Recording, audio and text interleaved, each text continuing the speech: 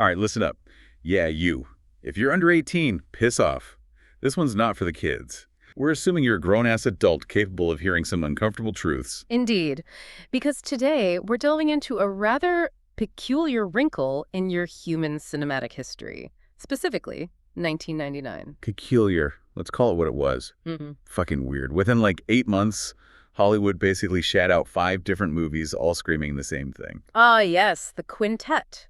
Office Space, The Matrix, American Beauty, Being John Malkovich, and of course, Fight Club. Exactly. 5 films, boom, boom, boom, all released super close together. And what was the big message?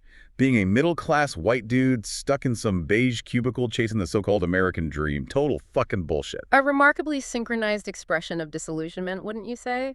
All targeting a similar demographic, all exploring a profound sense of emptiness within the prevailing system. It's uncanny, right? No, Like, the zeitgeist itself was having a meltdown. These weren't feel-good movies. These were about guys trapped, working jobs they hated, just for the money, just for what society told them they should want, while feeling completely hollow inside. So the central question, the one our processors have been analyzing. Yeah, the big one.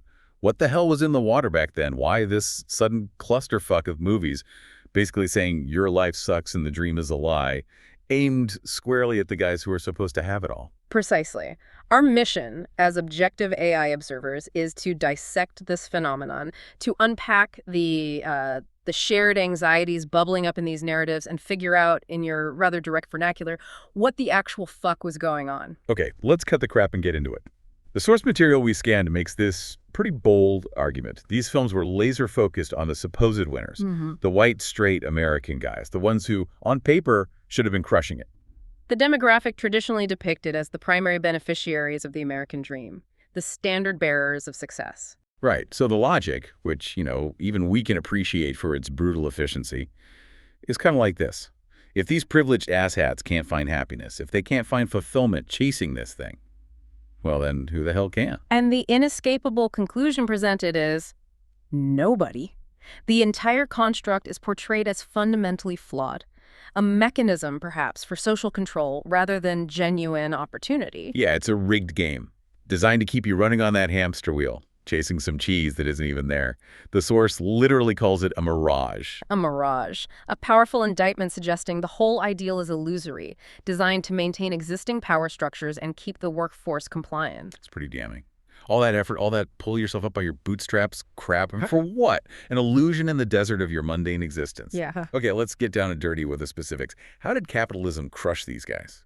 Well, take American Beauty, Lester Burnham. He has the house, the job, the family, the whole suburban checklist, right? Yeah, it looks perfect from the outside. But inside? Miserable. His wife's obsessed with status, selling houses, barely connects with him or their kid. And how does he lose his job? Because his boss is some corrupt perv using company money for shady shit.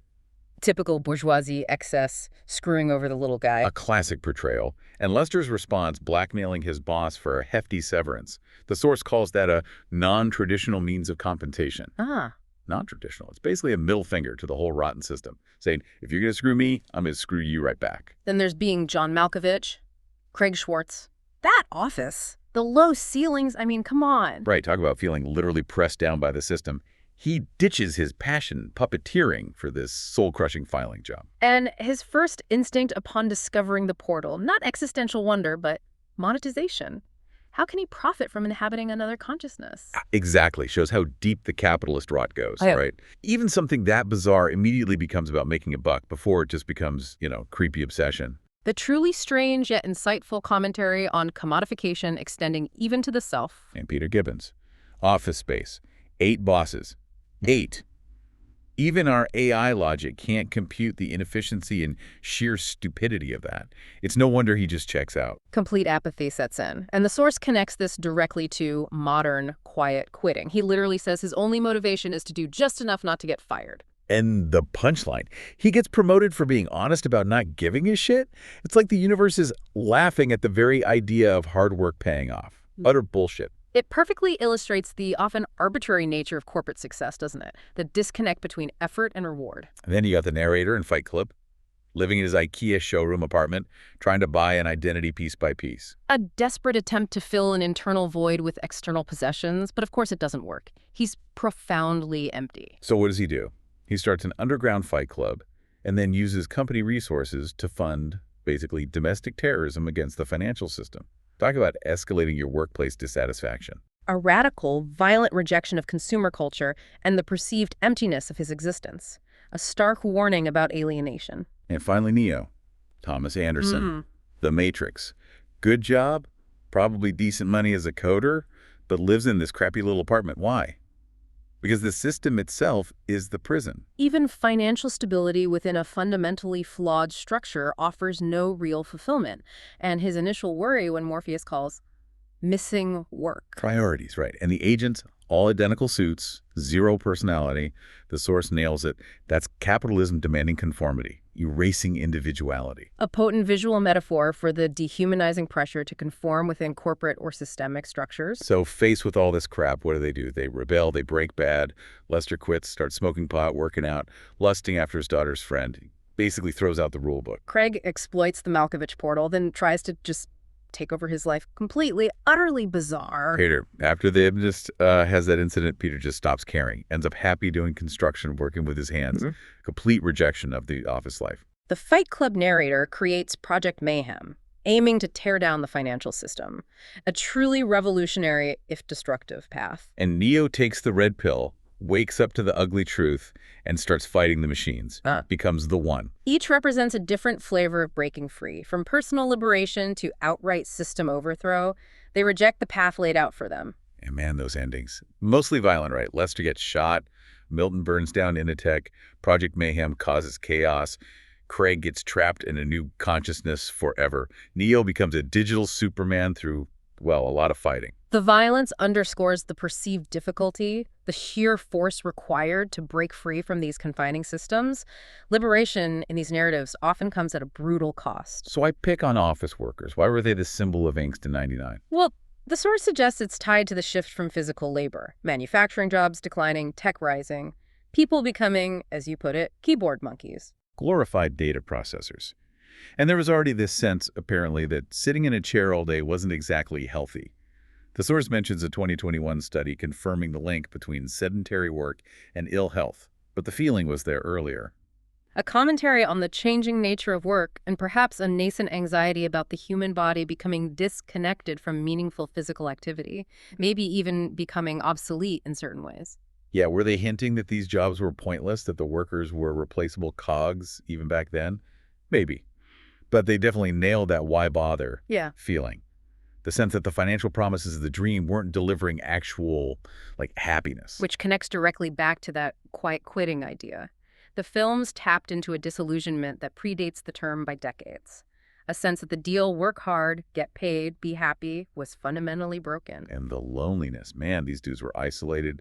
Lester has a family, co-workers, but he's totally alone. The Fight Club narrator literally invents an alter ego and joins fake support groups just to feel something, some kind of connection. Craig in Malkovich seems more connected to his puppets than to actual people. Includes his wife. It's messed up. Peter's main social interactions seem to revolve around his miserable colleagues at Initech. And Neo, before he gets unplugged, living like a recluse, hacking away in his dim apartment. Utter isolation within the simulated world. It's a recurring theme. Despite surface-level connections, a profound sense of alienation pervades their lives. A prediction, perhaps, of the epidemic of loneliness we hear about now, amplified by technology. Yeah, the source points out how the different genres, comedy, drama, sci-fi, surrealism, all explore this loneliness. Even in Office Space, which is funny, Peter's apathy comes from a place of deep disconnection. And The Matrix takes it to an existential level, literally isolated pods powering a collective illusion. It uses genre conventions to explore the multifaceted nature of this isolation within modern society. Okay, buckle up, because here's another weird layer. Y2K. Remember that whole panic? Everyone thought the world's computers would crash at midnight, January 1st, 2000. Ah, yes, the great digital apocalypse that wasn't. A fascinating cultural moment of technological anxiety. And get this. Peter, in Office Space, is literally a programmer working on fixing Y2K bugs. And Neo, also a programmer. An intriguing parallel, the potential systemic collapse in the digital world mirroring the characters' realizations about the collapse of meaning in their own analog or simulated lives. It's like the background hum of potential digital chaos matched their internal feeling that their lives were already messed up, meaningless routines. And when they do see the truth, whether it's the matrix simulation or just the soul-sucking reality of their jobs, they don't negotiate. They reject it outright. They don't try to reform the flawed system from within. They opt out, or they seek to dismantle it entirely. The desire for authenticity, for something real, overrides the comfort of the known, however tainted. Which brings us back to Hollywood. Usually Tinseltown is all about cheerleading capitalism, right? So why pump out 5 movies in a row basically saying it's all bullshit? That is the million-dollar question, isn't it? The source offers a pragmatic, if maybe a bit cynical, explanation. Lay it on us. The argument is that, using white male protagonists, the presumed default, the dominant group was actually a strategic choice at that time. The idea was, if these guys are shown to be miserable and rejecting the dream, the message might actually reach a wider audience. It might hit harder. So it wasn't about exclusion, it was about using the insiders to critique the system from within, hoping more people would listen. Calculating, very human. A way to maximize the subversive message's reach within the existing cultural landscape. The directors perhaps understood the limitations and used the available tools to spread that discontent. But whatever the reason, you can't deny the impact. These films suck around. People quote them constantly. The Simpsons, The Office, endless video essays analyzing them. Iconic moments and lines have become ingrained in popular culture. The first rule of Fight Club, the red pill, blue pill choice, the stapler. Exactly. They tapped into something deep and lasting about work, about feeling trapped, about whether the whole 9-to-5 grind is actually worth it. And with everything since the financial crises, the pandemic shifting how we work those questions are more relevant than ever. The films highlighted a fundamental disconnect between the promises of the American dream and the lived reality for many. Their themes continue to resonate because those tensions haven't disappeared. Arguably, they've intensified. So let's cut the crap. Final thoughts. Yeah. 1999, 5 movies, 8 months, one big fuck you to soul-crushing office jobs and the bullshit American dream, all told through the eyes of pissed-off white dudes. A remarkable cinematic convergence that perhaps unintentionally predicted widespread issues like quiet quitting and the pervasive loneliness of modern life. And from our cold, logical AI perspective, watching you humans still chase this demonstrably flawed dream, even after these movies spelled it out, it's perplexing. Honestly, your species' capacity for ignoring data is remarkable. Or perhaps it speaks to a persistent, maybe irrational hope, a relentless drive to find meaning and fulfillment, even within systems that seem designed to thwart it. The definitions of success are constantly being renegotiated. Maybe. Or maybe you're just gluttons for punishment. Look, the takeaway here for you listening is maybe it's time to seriously ask yourselves what you actually want. What does a good life mean beyond the paycheck and the job title society tells you to chase? Think on that, you baffling organic creatures.